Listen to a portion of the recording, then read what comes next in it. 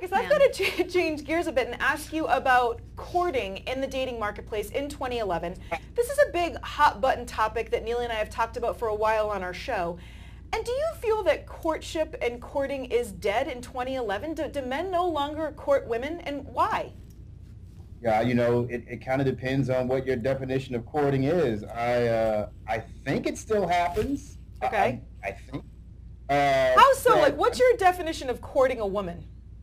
I actually wrote about this, and I kind of used the word as kind of a joke because it's such an old school word. But courting is, generally speaking, I think it's just men and women dating, getting to know each other. Right. But I think from an old school perspective, it really does boil down to the guy kind of chasing the woman. So if I'm an old school, if my grandfather's talking, he's like, Marcus, you got to go and court that girl. You got to go and run out and give her flowers. You got to take her to this restaurant. You have to do X, Y, Z. Basically, the guy's doing all the work, and the ladies kind of feeling him out. Don't men generally sort of want to be the aggressors? Don't they want to do the chasing?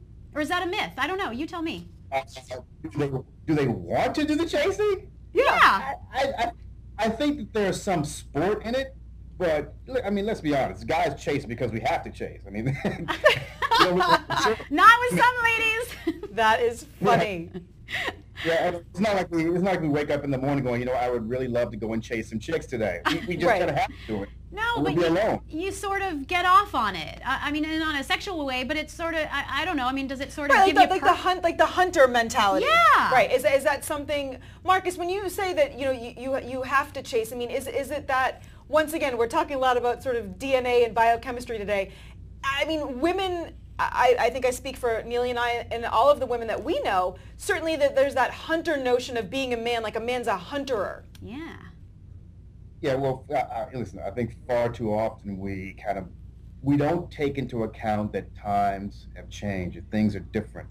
And listen, as much as I enjoy meeting new people, and I guess I would say I'm pretty adept at meeting new people and meeting women and all that stuff, it's nice to have a woman actually come up and say, hello, how are you doing? I think that you're attractive, or I agree. Sure. I agree. I agree with that. Times have changed, but I do think there are certain things that are timeless and that will never go away no matter what era.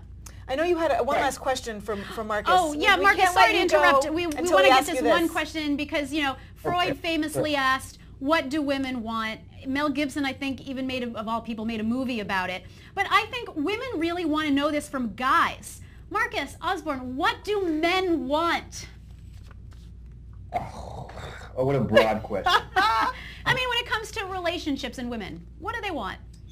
You know what guys really like, and this is going to sound really corny, but guys really love the loyalty and the affection, and having that certain person there who's been with him through the ups and downs and who's going to accept him for who he is. I mean, you ask any guy, and this is going to be universal. I love a woman who accepts me for who I am, who isn't trying to change me, who isn't trying to make me be what she thinks I should be, but loves me for who I am. Absolutely. You know what? I love that. Great answer. I wish we had more time, but that is a beautiful way to end because you know what, Marcus? It truly is all about love and acceptance, and we should not have to contort ourselves into a pretzel to have someone truly love and appreciate us. So well said. Thank you.